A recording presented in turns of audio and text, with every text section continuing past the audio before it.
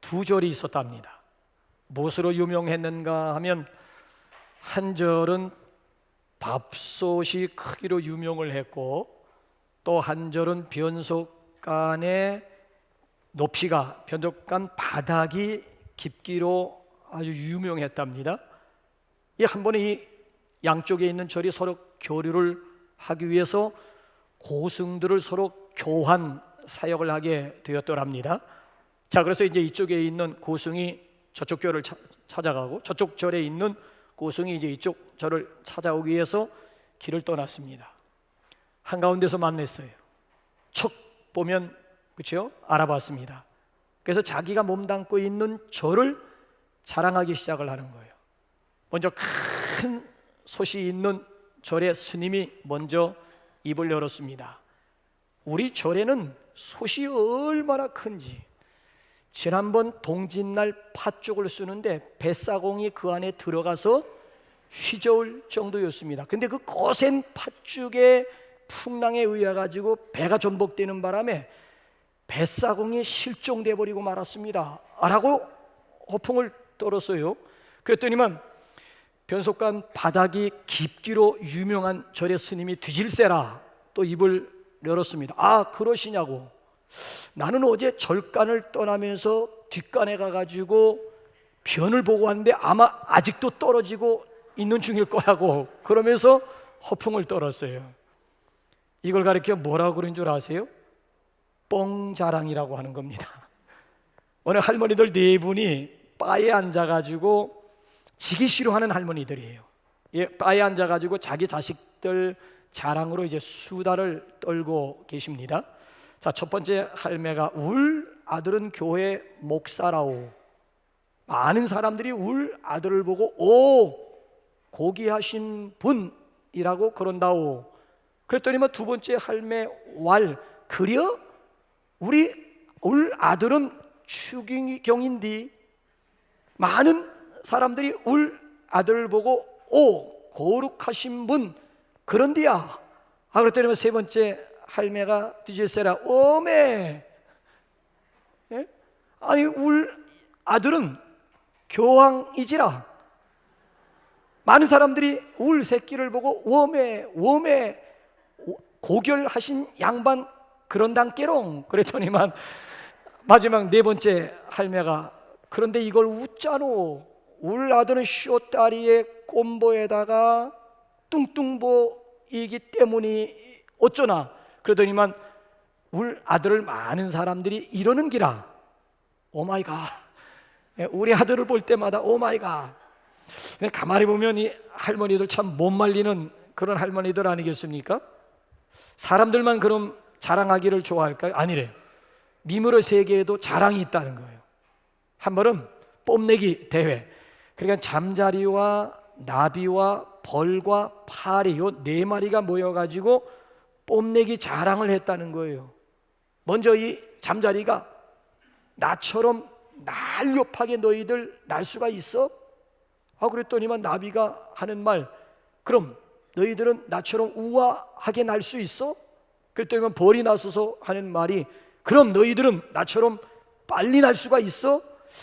이 세 마리의 자랑을 가만히 듣더니만 파리가 조용히 한마디 했더랍니다. 니들이 똥맛을 알아? 라고 한마디를 했다는 거예요.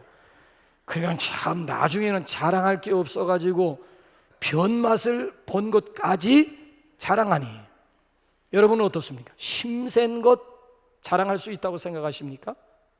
남들보다 가방끈이 낀 것, 아니면 가방끈이 긴 것에 대해서 자랑거리가 된다고 생각을 하십니까?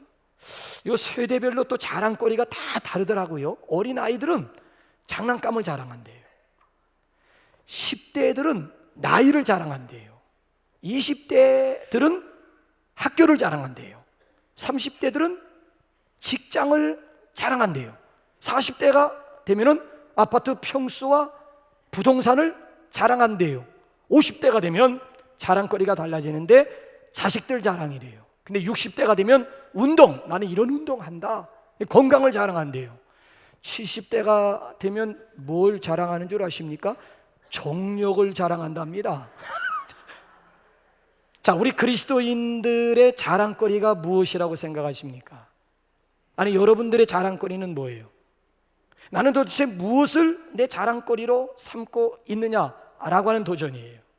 자, 오늘 여기 함께 읽은 본문 말씀 가운데 보면은 사도 바울의 자랑거리가 소개되고 있지요. 자, 사도 바울의 유일한 자랑거리가 무엇일까요? 자, 우리 한번 본문 한번 14절 다시 한번 보세요. 시작. 그러나 내게는 우리 주 예수 그리스도의 십자가 외에 결코 자랑할 것이 없으니 그리스도로 말미암아 세상이 나를 대하여 십자가에 못 박히고 내가 또한 세상을 대하여 그러하니라. 그러나 다른 사람들이 뭘 자랑하든지 그거 별로 중요한 게 아니라는 거예요. 십자가 외에 결코입니다. 이게 바울의 입장이에요. 십자가 외에는 결코 자랑할 것이 없다.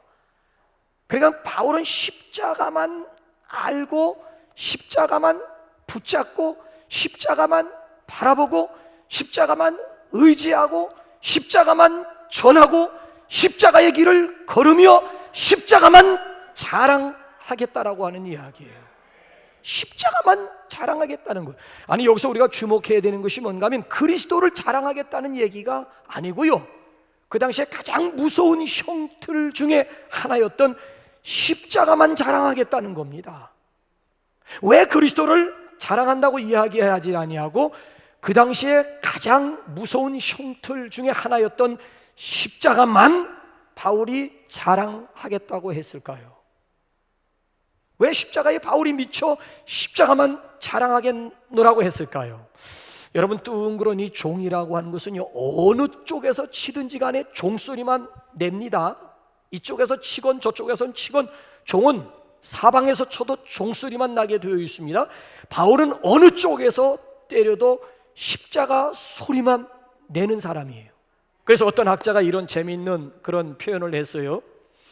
아시는 대로 바울이 성령의 영감을 받아가지고 기록한 성경이 13가지, 공식적으로는 이 13가지 바울이 쓴 서신서들을 다 모아가지고 약탕에다가 집어넣은 다음에 푹 데리고 또 데린 다음에 그 다음에 끄집어내가지고 꽉 짜게 되면 딱 2방울이 떨어진대요. 십자가와 부활 방울이래요. 그러니까 바울은 십자가만 알고 십자가만 전하고 십자가만 자랑했다는 얘기죠. 왜 그럴까요? Why? 여기다 질문을 던져보게 되면 분명한 3가지 대답이 나옵니다. 십자가는 구원이기 때문에 그렇습니다. 자, 우리 한번 컨텍스트 고린도전서 1장 18절 우리 다시 한번 읽겠습니다. 시작. 십자가의 도가 멸망하는 자들에게는 미련한 것이요 구원을 받는 우리에게는 하나님의 능력, 구원을 받는 우리에게는 하나님의 능력. 뭐가? 십자가가 구원을 받는 우리에게는 하나님의 능력이다. 다른 사람에게는 하나님의 능력이 아니라는 그런 얘기가 되지요. 맞습니다. 그 당시에 로마인들에게 있어서 십자가는 사람을 죽이는 무서운 형틀, 그 이상도 그 이하도 아니었습니다. 얼마나 십자가형이 끔찍했던지요, 로마 사람들 같은 경우에는 자국인이 아무리 무서운 죄를 범했다 할지라도 절대 십자가형을 때리지 않았다는 거예요. 타국인이 반란을 일으켰다든지 타국인이 못된 짓을 했을 때에는 가장 극형으로 다스리는 것이 십자가형이었다라고 하는 거예요. 로마인들에게 있어서 십자가는 사람을 죽이는 형틀, 그 이상도 그 이하도 아니었고요, 헬라인들이 볼 때 이 십자가라고 하는 것은 미련함 그 자체였습니다. 헬라인들이 저 십자가를 보면 너무 미련한 거야. 저게 미련함 그 이상도 그 이하도 아니었고요, 또 유대인들이 십자가를 볼 때에는 저건 저주의 상징입니다. 신명기 21장 23절 말씀을 보시면은 나무에 달린 자마다 저주받은 자라고 그랬어요. 나무에 달린 자마다 저주받은. 그러니까 유대인들이 저 십자가를 바라보면 저거는 저주 그 이상도 그 이하도 아닌 것이 됩니다. 근데 우리에게는 하나님의 능력이란, 특별히 구원을 받은 우리에게는 하나님의 능력이 십자가임을 믿으시기 바랍니다. 여러분, 이 세상에서 구원보다 더 귀한 게 어디 있겠어요? 아니 생명보다, 아니 영원한 생명보다 더 귀한 것이 어디 있겠습니까? 그러니까 저 십자가는 우리에게 구원을 가져다 주는 하나님의 능력이라고 하는 거예요.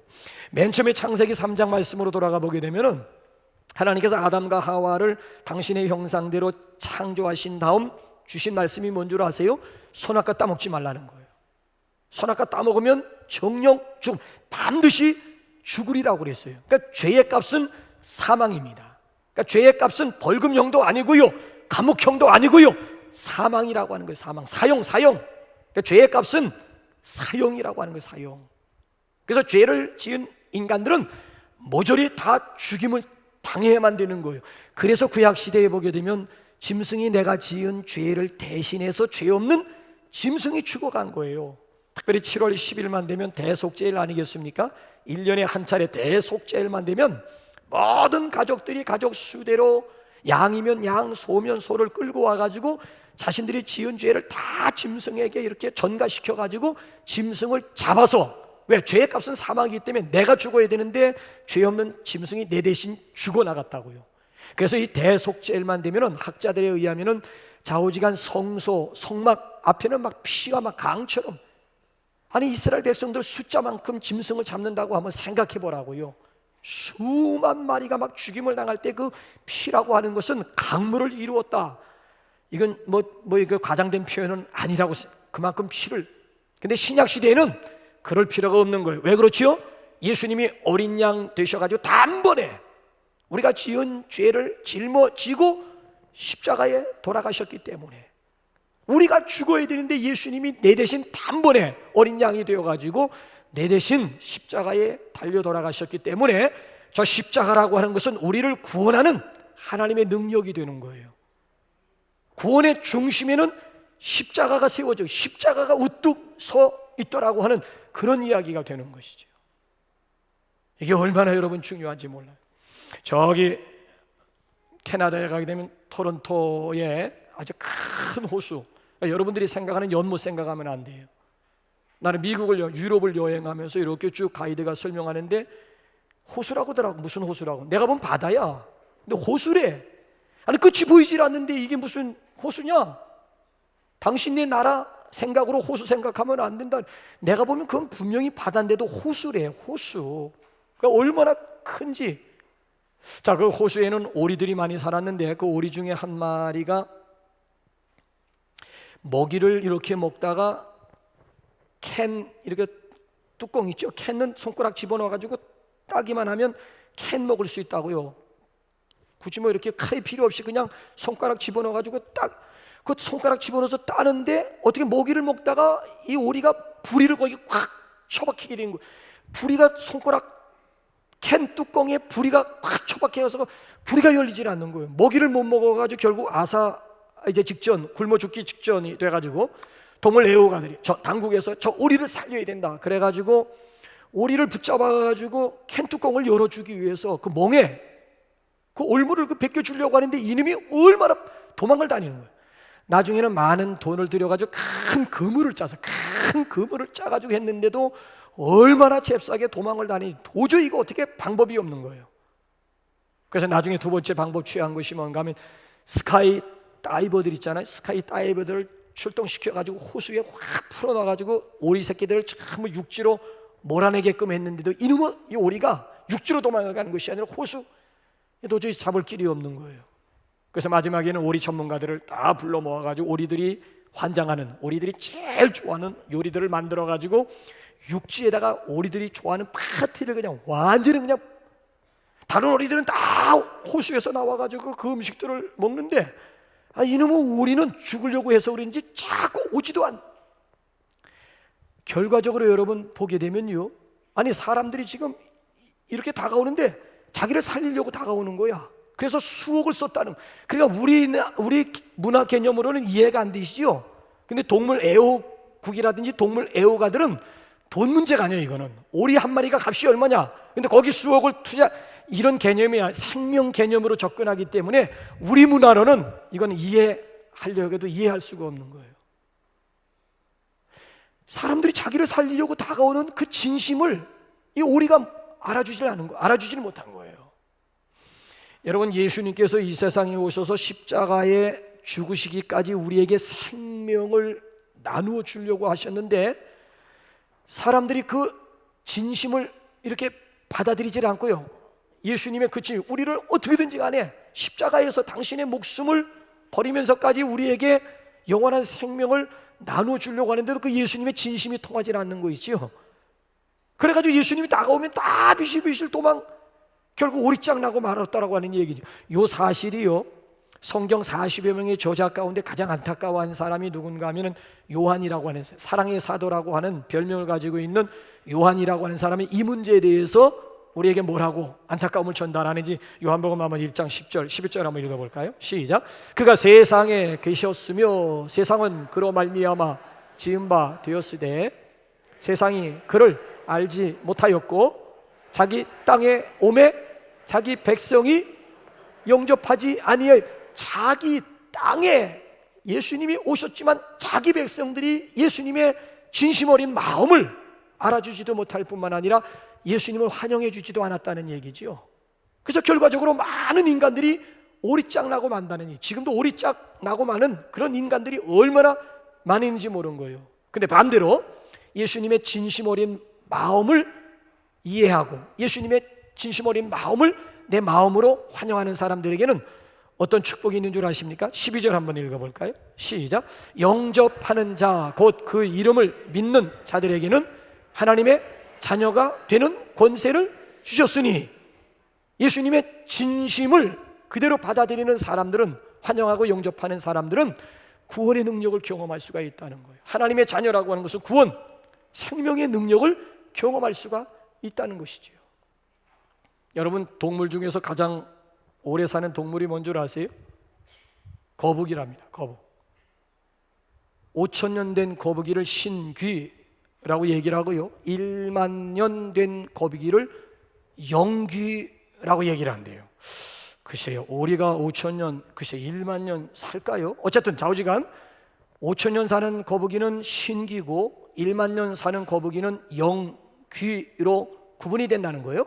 그럼 어쨌든 객관적으로 동물 중에서도 가장 오래 사는 동물이 거북이인데, 왜 그런 거북이가 동물 중에서도 가장 오래 사느냐라고 했을 때 학자들이 뭘 얘기하는 가 소뚜껑 때문이래요. 뒤에 아주 소뚜껑처럼 생긴 그 무거운, 그렇잖아요? 무겁고 아주 불편한 이 소뚜껑 맨날 등에 지고 다니는 이 소뚜껑 때문이라는 거예요. 이것 때문에 거북이는 늘 긴장할 수밖에 없고, 이것 때문에 계속 운동할 수밖에 없고, 결과적으로 이게 부담이 될 수도 있고 이게 짐이 될 수도 있는데, 그 부담과 그 짐 때문에 오히려 다른 짐승들보다는 더 오래 살 수가 있다라고 하는 얘기예요. 여러분, 사람도 평생 십자가를 지고 사는 사람에게 장수의 축복이 있습니다. 십자가를 지고 사는 사람에게 영생의 축복이 있습니다. 십자가는 구원의 능력이에요. 구원의 능력. 그래서 바울은 십자가만 자랑하겠노라고 여기 지금 선언을 하고요. 그런가 하면 두 번째는요, 십자가는 사랑이기 때문입니다. 로마서 8장 32절 한번, 저것 기가 막힌 구절 한번 읽어볼래요? 시작. 자기 아들을 아끼지 아니하시고 모든 사람을 위하여 내주신 이가 어찌 그 아들과 함께 모든 것을 우리에게 주시지 아니하겠느냐. 자, 십자가에서 자기 아들을 내주신 하나님이 무언들 못 주시겠느냐라고 하는 반문이에요. 아니, 하나밖에 없는 독생자 예수님까지 내주신 하나님인데 무언들 안 주시겠느냐, 무언들 못 주시겠느냐라고 하는 반문이에요. 자, 쉽게 10만 원을 줄 수 있는 사람이 1억을 줄 수가 있어요? 아니에요. 근데 1억을 줄 수 있는 사람은 10만 원 주는 것은 아무것도 아니에요. 자, 100가지를 줄 수 있는 사람은 한 가지도 줄 수가 있어요. 근데 한 가지 줄 수 있다고 해서 100가지도 줄 수 있는 겁니까? 아니에요. 생명을 줄 수 있는 분은 무엇인들 못 줄 것이 없대. 생명까지 줄 수 있는 분이라면 내가 가지고 있는 뭔들 아까워하고 아끼겠느냐라고 아니라니까요. 그러니까 여러분, 십자가라고 하는 것은 우리를 향한 하나님의 증거라고 하는 거예요. 우리가 가게에 가서 물건을 사게 되면 카드를 내든다 아니면 현체를 내게 되면 반드시 서로 주고받는 게 있다고. 내가 카드를 내게 되면 상대방이 나에게 뭘 줘요? 영수증이라고 하는 걸 주게 되어 있다고요. 반드시 현찰이든 카드든지 간에 내가 지불을 하게 되면 상대방은 나에게 영수증을 반드시 주게 되어져 있는 거예요. 자, 남녀 간에도요, 서로 사랑하는 남녀 관계라면 절기라든지 기념일이 되게 되면 선물을 주고받는 거예요. 아니, 남녀 간에도 사랑하는 사람들끼리 서로 선물을 주고받는 거예요. 약혼식 때 피차가 이렇게 반지를 서로 주고받는 것도 마찬가지 아니겠습니까? 하나님은요, 우리를 사랑하셨고요, 현재도 사랑하시고요, 앞으로도 사랑하실 것입니다. 왜? 요한일서 4장 10절 말씀을 보게 되면 하나님은 사랑이시라고 그랬어요. 그러니까 하나님이 우리를 사랑하신다라고 하는 영수증이 뭔가 하면 그 영수증이 십자가라고 하는 거예요. 내가 너를 사랑하노라, 그 증거가 뭔가 하면 사랑의 증거가 십자가라는 거예요. 십자가가 하나님 사랑의 영수증이고, 십자가는 하나님이 오늘도 나를 사랑하고 계시다라고 하는 확실한 증거물이라고 하는 거예요. 증거물. 그래서 여러분들이 요한복음 3장 16절은 천국 가시기 전까지 암송하셔야 됩니다. 요한복음 3장 16절을 암송하지 못하시는 분들은 미안하지만 그리스도인 간첩이에요, 간첩. 그러니까 이 시간 우리 자수해서 광명 요한복음 3장 16절을 암송하지 못하시는 분들은 마음으로 한번 손 들어 보세요. 영안으로 보니까 지금 하나, 둘, 셋, 넷, 여기 지금 3부 예배 20명 있네. 20명. 요한복음 3장 16절은 암송하셔야 된다니까. 왜냐하면 신구약 성경이 1189장이잖아요 36권, 27권, 66권이 방대한 성경을 딱 한 구절로 요약을 하라고 한다면 요한복음 3장 16절로 요약이 가능하다라고 하는 얘기예요. 그러니까 우리가 우리 손에 성경책이 없더라도 천국 가는데 지장되지 않는 구절은 요한복음 3장 16절만 붙잡기만 하면 천국 가는 데는 노 프로블렘이에요. 자, 한번 읽어볼까요? 시작. 하나님이 세상을 이처럼 사랑하사 독생자를 주셨으니 이는 그를 믿는 자마다 멸망하지 않고 영생을 얻게 하려 하심이라. 하나님이 독생자를 주신 이유가 뭐라고요? 이처럼 사랑하사. 하나님이 독생자를 십자가에 내어주신 이유가 어디에 있는가 하면 이처럼 사랑하사. 딱 하나니까 사랑하사, 이처럼 사랑하사. 그래서 십자가에 당신의 아들을 내어주었다는 얘기. 그러니까 저 십자가는 하나님의 사랑의 증거물이라니까요. 자, 요한복음 3장 16절과 쌍벽을 이루는 로마서 5장 8절 또 한번 보세요. 시작. 우리가 아직 죄인 되었을 때에 그리스도께서 우리를 위하여 죽으심으로 하나님께서 우리에 대한 자기의 사랑을, 두 번째까지는 십자가야. 자, 십자가는 하나님께서 우리에 대한 당신의 사랑을 확증. 그러니까 저 십자가는 하나님의 최종 사랑의 확증, 사랑의 결정체라고 하는, 결정판이라고 하는 거예요. 십자가보다 더 진한 하나님의 사랑 없다는 얘기예요. 십자가보다 더 진한 하나님의 사랑은 어디서든지 발견할 수가 없다는 얘기예요. 그래서 종교개혁자 마틴 루터라고 하는 사람이 이런 얘기를 해요. 만약에 당신의 값어치가 어느 정도인가를 알고 싶으면 십자가를 바라보라 라고 하는 얘기를 해요. 하나님께서 당신의 독생자 예수 그리스도를 나를 위해서 죽이신 십자가를 바라보라고 얘기를 해요. 그러니까 내 존재 가치가 어느 정도 되냐 모르겠다고요? 그럼 주일마다 여러분들이 오실 때마다 십자가를 한번 바라보시면서 묵상을 한번 해보세요. 내 존재 가치는 저만큼의 가치가 있는 거예요. 하나님이 하나밖에 없는 독생자와 나를 맛 바꾸리만큼 그만큼 내가 존귀한 가치가 있는 존재라고 하는 얘기. 그러니까 낮은 자존감들이 여러분 예배 시간을 통해서 높은 자존감으로 회복이 되는 그런 축복의 시간이 될 수 있기를 주님의 이름으로 축원합니다. 바울이 십자가만 자랑할 수밖에 없는 이유는 저 십자가 속에 뭐가 담겨져 있다? 나를 향한 하나님의 사랑이 십자가 속에 담겨 있기 때문에 그래요. 자, 마지막 세 번째로 바울이 왜 십자가만 자랑한다고 했을까? 십자가는 승리이기 때문입니다. 자, 우리 컨텍스트로 우리 고린도전서 1장 23절에서 25절까지 한번 쭉 한번 읽어보실까요? 시작. 우리는 십자가에 못 박힌 그리스도를 전하니 유대인에게는 거리끼는 것이요 이방인에게는 미련한 것이로되 오직 부르심을 받은 자들에게는 유대인이나 헬라인이나 그리스도는 하나님의 능력이요 하나님의 지혜니라. 그리스도 하나님의 어리석음이 사람보다 지혜롭고 하나님의 약하심이 사람보다 강하니라. 자, 그리스도는 하나님의 능력이요 하나님의 지혜이라고 그랬어요. 자, 예수님께서 십자가상에 달리셔가지고 몇 시간 동안 매달려 계셨지요? 6시간입니다. 자, 그 6시간 매달려 계시면서 7마디를 하셨습니다. 십자가상에서 딱 7마디. 그래서 가상칠언이라고 얘기를 하죠. 자, 7마디 가운데 6번째 말씀이 뭔 줄 아세요? 테텔레스타이. 테텔레스타이의 뜻이 뭐예요? 다 이루었다. 다 이루었노라. 아니, 역사상 위인들 중에 마지막 숨을 거두면서 다 이루었노라라고 고백을 하고 다 이루었노라고 선언한 사람이 있습니까? 없습니다. 예수님이 처음이자 마지막이에요. 마지막 운명하시기 바로 직전 테텔레스타이, 다 이루었노라. 이건 승리의 외침이거든요. 다 이루었노라. 자, 오늘 여기 본문 말씀 가운데 보면 바울이 뭘 얘기인가 하면 그리스도는 하나님의 능력이요 하나님의 지혜이니라 그랬어요. 그러니까 하나님의 능력과 하나님의 지혜를 가진 분은 그리스도가 다 이루었노라 승리를 선언한 것과 같이 얼마든지 승리할 수가 있다는 그런 내용의 말씀이에요. 여러분, 그렇습니다. 십자가는요, 죽음에서 생명으로의 승리예요. 십자가라고 하는 것은요, 무의미에서 의미, 가치로의 승리예요. 약함에서 강함으로의 승리예요.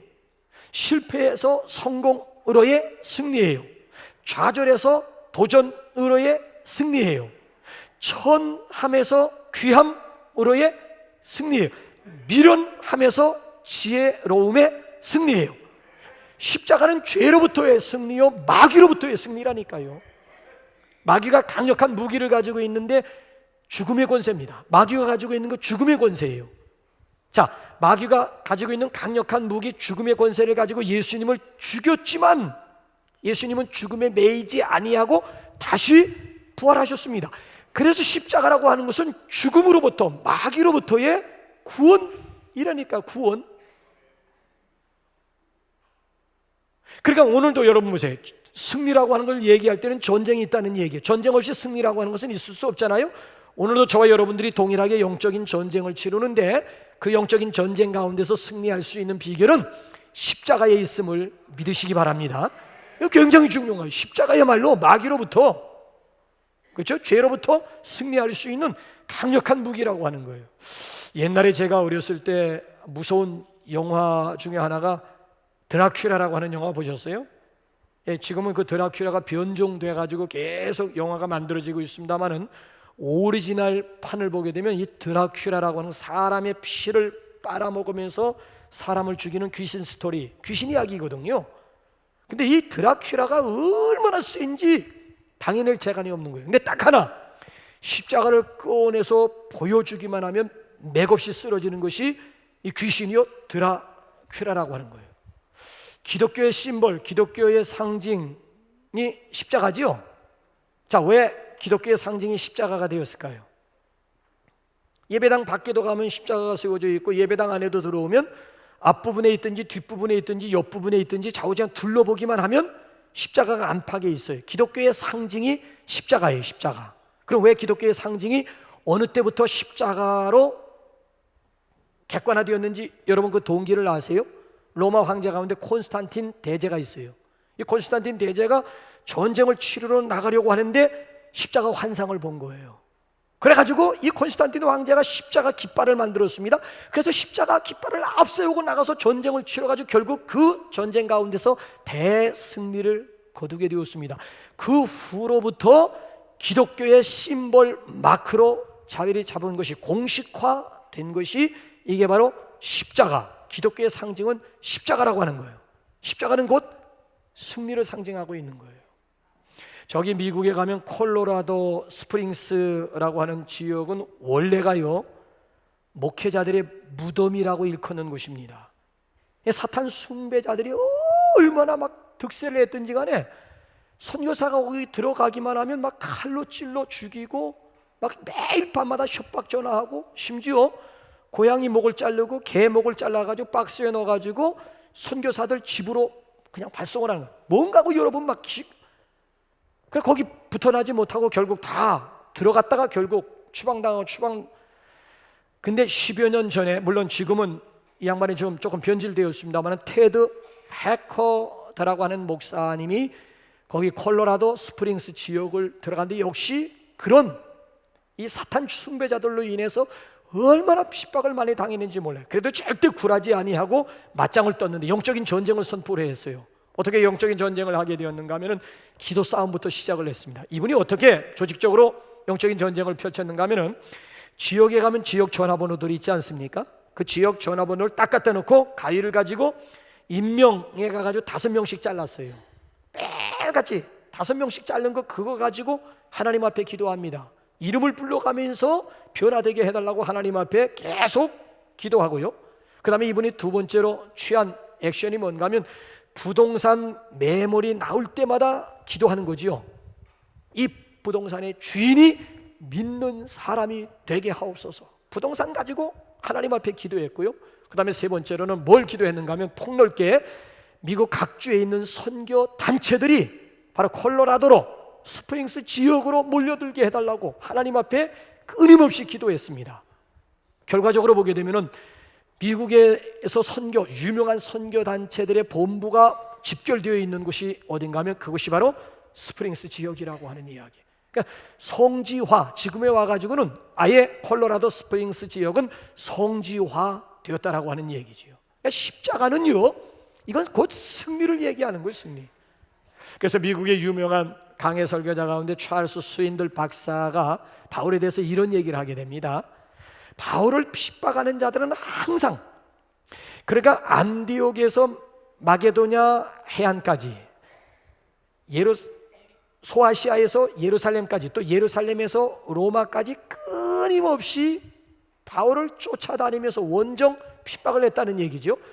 반대자들이, 위협자들이 한시도 그칠 날이 없었다는 얘기예요. 아니, 그러니까 우리가 알고 있는 대로도 사도행전 보게 되면 바울을 잡아 죽이기 전엔 먹지도 마시지도 않겠다고 결의한 사람이, 맹세한 사람이 몇 명이었어요?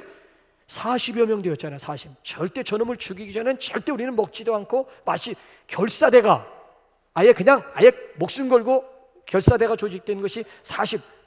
바울은 가는 곳곳마다, 그러니까 가는 곳곳마다 장애간을 만나면 바울은 엎드리면, 또 하나님께서 문 열어주시고 가면 또 장애물을 계속 엎드려서 안디옥에서 시작된 바울의 선교가 결국 4차 여행 로마까지 가가지고 로마를 기독교화하는데, 로마를 복음으로 꽃피우는데 일조를 했다라고 하는 얘기죠. 어떻게 이것이 가능하겠느냐라고 하는 얘기죠.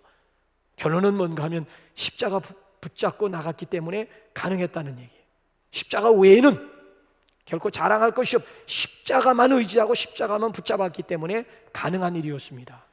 십자가 단단히 붙잡고 날마다 이기며 나가세, 머리에 면류관 쓰고서 주 앞에 찬양할 때까지. 언제까지 십자가 단단히 붙잡고 나가자고요? 머리에 면류관 쓰고서 주 앞에 찬양할 때까지. 오늘 뭘 단단히 붙잡고 날마다 이기며 나가자고요? 십자가 단단히 붙잡고 날마다 이기며 나가세. 여러분, 바울은 십자가에 목숨을 걸었어요. 십자가만을 자랑했어요. 과연 내 인생, 남아있는 인생 가운데 십자가만을 자랑하리라고 하는 가치가 있을까요? 있어요. 십자가는 나의 구원, 십자가는 나의 사랑, 십자가는 나의 승리이기 때문에 그렇습니다. 바라기는 십자가 든든히 붙잡고 이번 한 주간 동안도 승리할 수 있기를 주님의 이름으로 축원합니다. 우리 150장